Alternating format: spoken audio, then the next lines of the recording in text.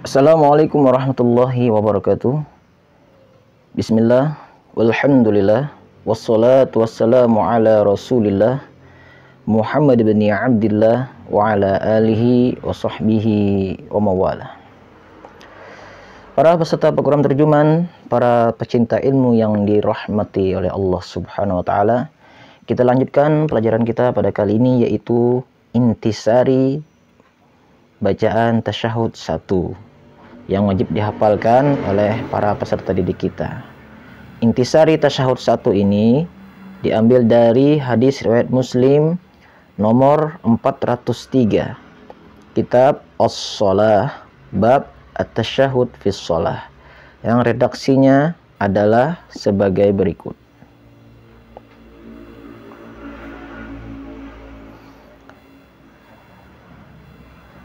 An Ibni Abbasin, dari Abdullah bin Abbas, seorang sahabat Nabi yang digelari dengan Turjumanul Quran. Annahu qol, adalah bahwasanya beliau berkata, kana Rasulullah sallallahu alaihi wasallam yu'allimuna at-tasyahuda kama yu'allimuna surata minal Quran.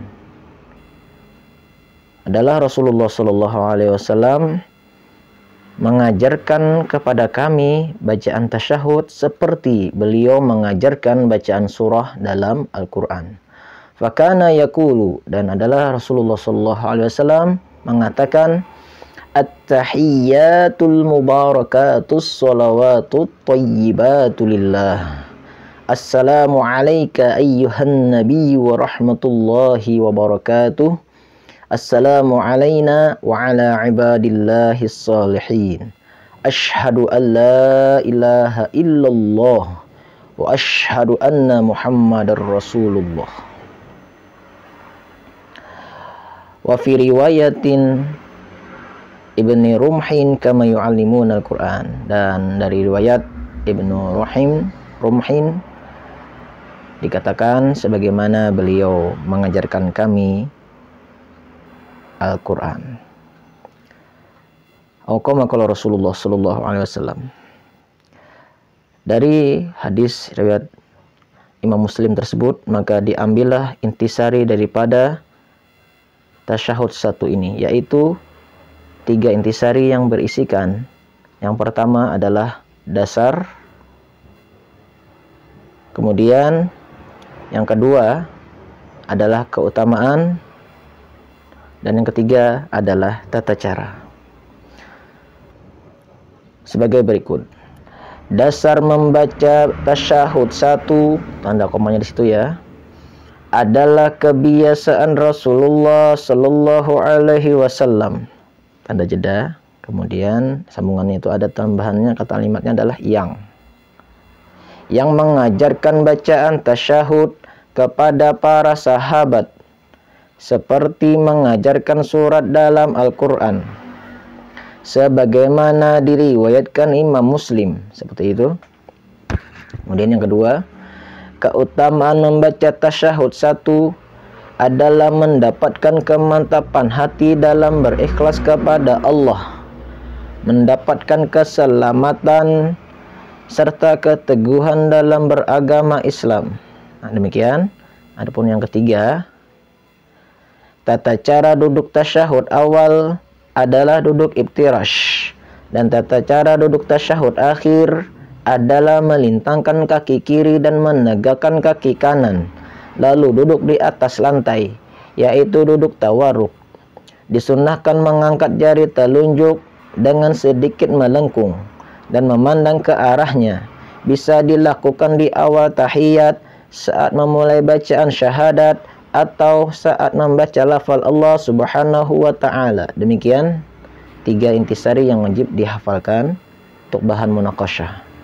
Kemudian kisah yang diambil daripada hadis Nabi sallallahu alaihi wasallam. Abu Hurairah radhiyallahu an meriwayatkan, Rasulullah sallallahu alaihi wasallam bersabda kepadaku, bahwa kelak pada hari kiamat Allah Subhanahu wa taala datang kepada para hamba untuk mengadili mereka. Orang pertama yang dipanggil oleh Allah Subhanahu wa taala adalah seorang yang ahli Al-Qur'an. Kemudian seorang lelaki yang terbunuh di jalan Allah, dan seorang yang banyak memiliki harta benda atau orang kaya. Kepada ahli Al-Qur'an, Allah Subhanahu wa taala berfirman, "Bukankah aku telah memberimu pengetahuan tentang apa yang aku turunkan kepada utusanku?" Ahli Al-Quran menjawab, "Ya, wahai Tuhanku, benar wahai Allah."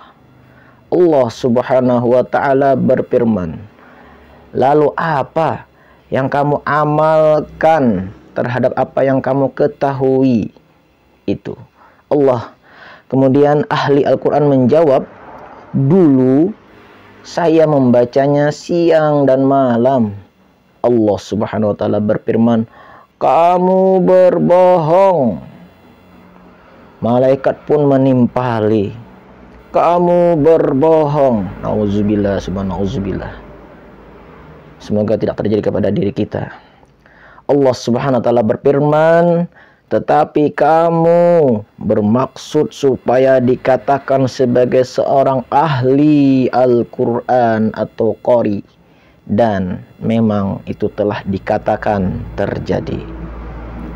Selanjutnya, lalu pemilik harta benda didatangkan oleh Allah, orang kaya.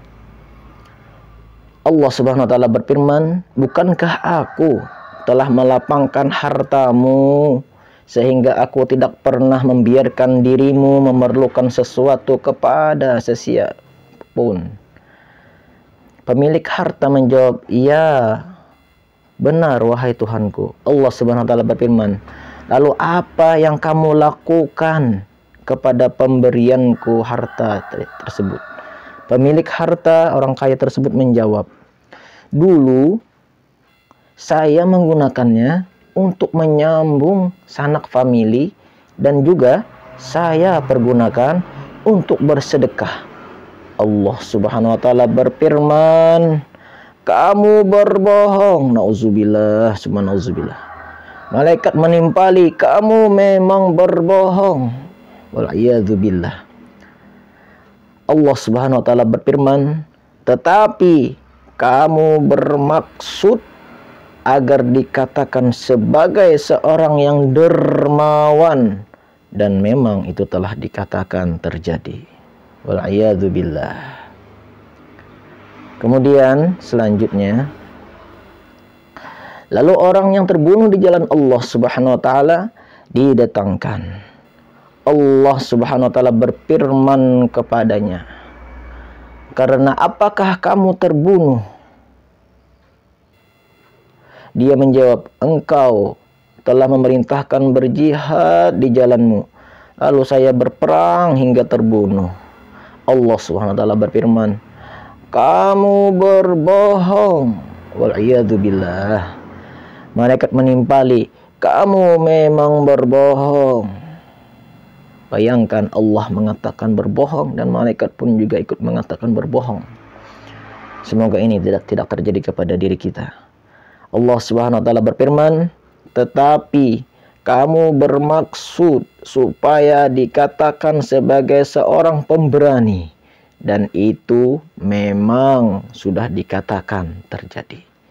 Kemudian Rasulullah SAW menepuk lututku, Abu Hurairah, dan lalu bersabda, "Wahai Abu Hurairah, ketiga orang itulah makhluk pertama yang terbakar oleh neraka kelak pada hari kiamat." Wal'iyadzubillah. Riwayat ini mengajarkan kita agar betul-betul menjaga keikhlasan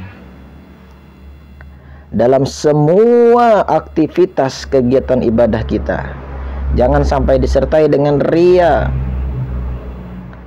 atau sum'ah supaya terkenal, sombong dan lain sebagainya. Wal'iyadzubillah.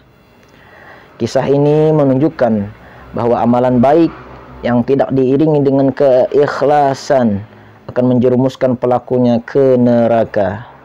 Oleh karenanya, kita harus betul-betul menjaga keikhlasan dalam semua aktivitas kegiatan ibadah agar amal kita diterima oleh Allah dan menjadi kunci pintu surga. Sebagaimana pernyataan at-tahiyyatul mubarakatus sholawatut thayyibatu lillah. Penghormatan-penghormatan yang diberkahi, solat-solat, hal-hal yang baik, semuanya bagi Allah. Semoga Allah memberikan kepada kita taufik untuk senantiasa ikhlas kepada Allah Subhanahu wa taala dalam menjalankan segala kegiatan ibadah kita. Amin ya rabbal alamin. Semoga bermanfaat. Wassallallahu ala sayyidina Muhammad wa ala alihi wasallam. Alhamdulillahirabbil alamin.